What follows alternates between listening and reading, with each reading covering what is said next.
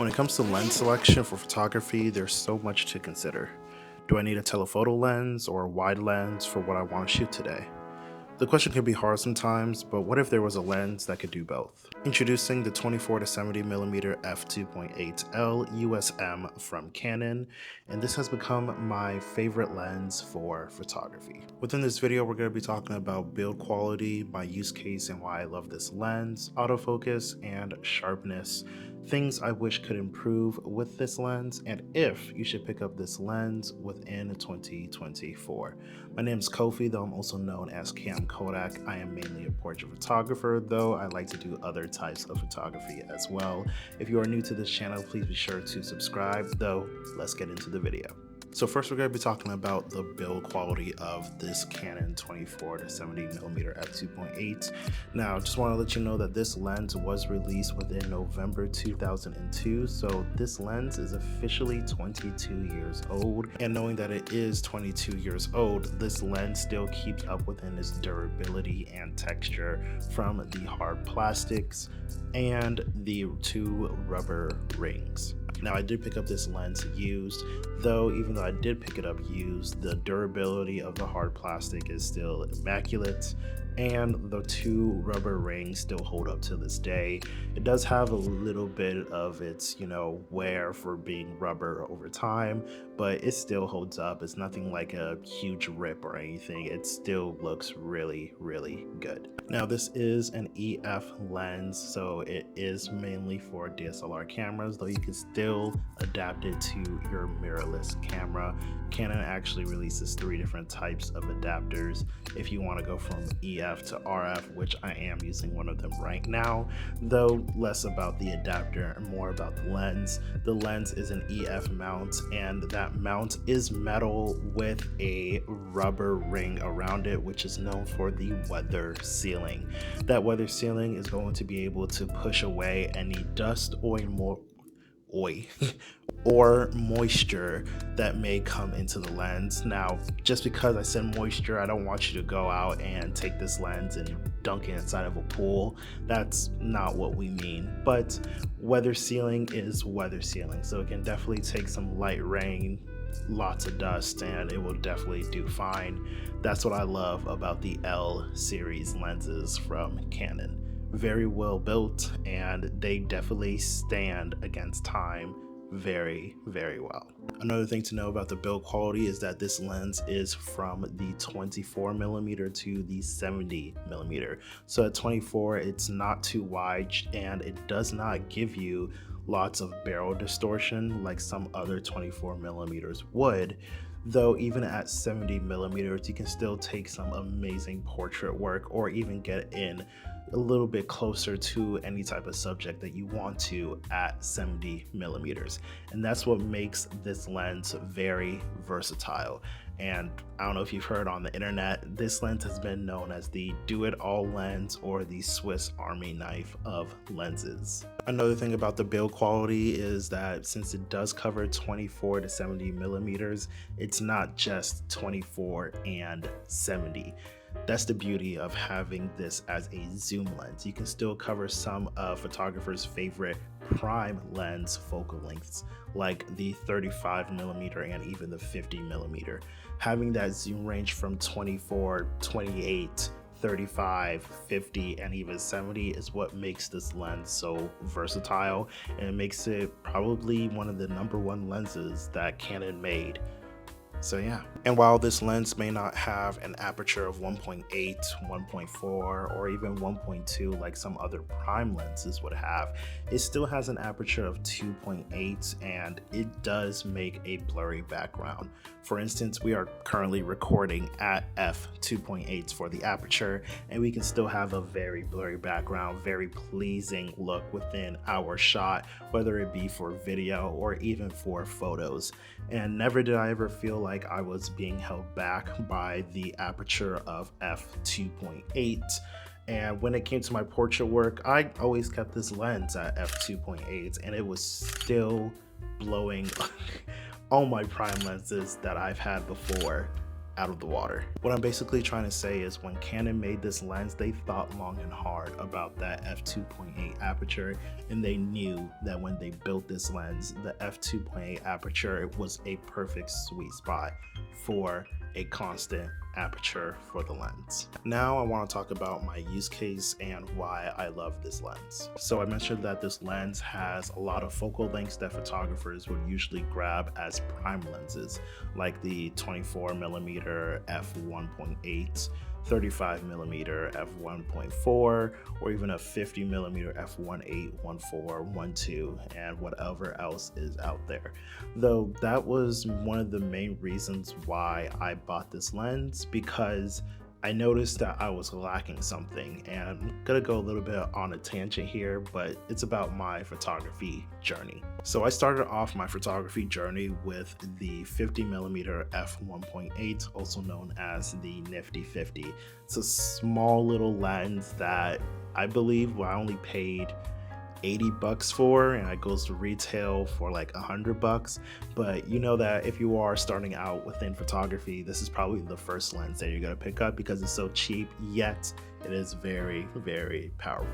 Though after using the 50mm for a year and a half to almost 2 years, I knew that I needed something different. So I wanted to go a little bit wide, and a bunch of YouTube reviews were talking about prime lenses this, prime lenses that. So that's where I decided to pick up another prime lens, so that became the Sigma 35mm f1.4. Now, I love that lens so much to the point where I was actually looking past all the red flags about that lens, and that's when I started to notice that, hey, I'm still on a crop sensor camera at that time, and the 1.4 was not helping me, and I couldn't fully utilize that lens. So I wanted to get something telephoto, which didn't really make sense at the time. I'm like, oh, this lens isn't really fixing what I wanted. So instead of going wide, I went telephoto, and I got the 85mm f1.8, which I still have to this day, and that lens is truly amazing. I don't have a reason to let it go whatsoever because it still takes tack sharp photos at f1.8. It does have a little bit of chromatic aberration, which is that purple, green highlights that you get when you take photos at the lowest aperture, or sorry, highest aperture. 1.8 basically is what I'm trying to say. And yeah, that lens is still a beast. But after owning 3 different prime lenses, I noticed that I was still missing something. And I believe what I was missing was a zoom lens. And I didn't really know until I was like, hey, I see a 70 to 200mm that I could get for about $600 or less. And I did. And after I got that zoom lens of the 70 to 200mm, that's when I really, I guess, opened my eyes to what zoom lenses offer over prime lenses. And I felt so bad for neglecting zoom lenses, especially since I was learning most of my photography from probably people I should have not been learning or not be taking their advice on YouTube. So, but hey, please take my advice. What the 70 to 200mm f2.8 taught me was versatility when it comes to zoom lenses. And because of that, that's when I knew I needed to pick up the 24-70 to replace the majority of my prime lenses, especially for my type of photography. And the moment I picked up the 24-70 2.8, I basically fell in love with it ever since. And now that I am getting into landscape photography as well, the ease of use with this lens has made my photography journey more enjoyable. Now, primes do have a place within photography, though for me and my photography journey, the 24-70mm technically solves 95% of all my problems, and that's why it stays on my camera 95% of the time. The other 5% is actually the Canon 70 to 200 2.8. So yeah, if you wanted to know. Next, we're going to be talking about autofocus and sharpness. And I will have to say, for sharpness, I do feel like it is very subjective to the end user, though it's really up to you when it comes to sharpness. Now, like I said before, this lens is a constant aperture of f2.8 from the 24 to 70 range. But if you are someone who's going to compare the Mark 1 versus the Mark 2, just know the processes that have been, or tests I should say, that have been done on YouTube are these people taking comparison videos and then zooming in at 400%, which is such a minuscule difference. Now, in my opinion, if you really want to have a sharp lens, definitely rent out a lens or try it out from a friend. Take some photos, look at it on the back of your LCD screen, or even upload it to your computer and look at the sample photos that you take of, let's say, a person or an object or a subject. And then that will be your, I guess, answer to know if that lens is sharp enough for you. And yeah, the 24 to 70 Mark 1, which is what I'm talking about this whole time, not the Mark II or the newest one that costs an arm and a leg these days. Yeah, the Mark 1 is just amazing. It truly still is sharp after 22 years. I just can't say that enough. It's truly amazing at f2.8. And I take photos at f2.8 most of the time of people, and sometimes even people within very dark auditoriums where I have to bump up the ISO and basically push my camera and the lens to the max, and the sharpness and autofocus. It's just wonderful, amazing. It works. It truly works. So yeah, sharpness to me is amazing. But if you're not taking portrait photos or you're going to be doing some landscape work, I'm pretty sure you already know the saying that keep it at f8 and your shot will be great. If you do bring your aperture down to f2.8 to, let's say, f4, f5.6, or that f8, you are making your lens take sharper photos. So yeah. Oh, and if I haven't mentioned it before, the autofocus is very, very fast. Once again, I've taken photos in very harsh situations or very low light situations within, let's say, an auditorium, and where you have to basically track a person who is running left and right on the auditorium. And yeah, it works and it's amazing. It's beautiful. I am using the Canon EOS R just to get even more technical with you guys. And if you guys know about the Canon EOS R, it has the dual pixel autofocus, which is amazing for photos and video, which you are watching right now. All right, now we're going to be getting into the things that I wish could improve about this lens. So there are only two things that I wish could improve about this lens, though I do feel like I'm being very nitpicky when I talk about these two things. So if you want to skip this section, please by all means do so. But the first thing that I'm going to be talking about is the barrel extension when you go from 70 to 24, not 24 to 70. So like we're decreasing 70 to 24. If you start off at the 70mm range, that is when the lens is at its smallest extension. It's basically in its closed position. But when you switch it from 70 to 24mm, that's when the barrel of the lens starts to extend. And at first this would bother me because I just got the lens at the time and I was like, that's very interesting. But then I noticed that Canon actually fixed this within their Mark II version of this lens. And if that's something that's gonna automatically bother you, then yeah, go ahead and pick up the Mark II of this lens.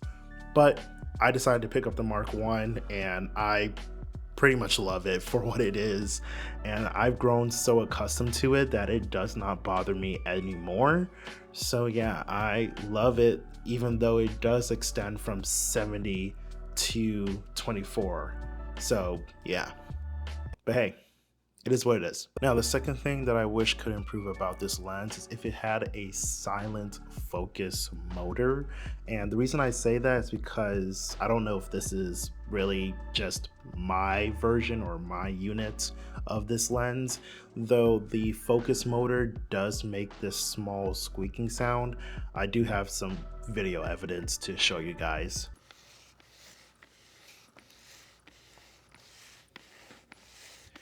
It is a quiet squeak when focusing, but truly it's not that noticeable at all, especially if you are taking photos. And for me, when I do take photos with this lens, I'm usually enjoying the process of taking photos and I don't even think about it or hear it at all. It's only if I'm truly trying to hear it, that's when the sound starts to pick up. So yeah, such a small thing that I'm not even gonna worry about.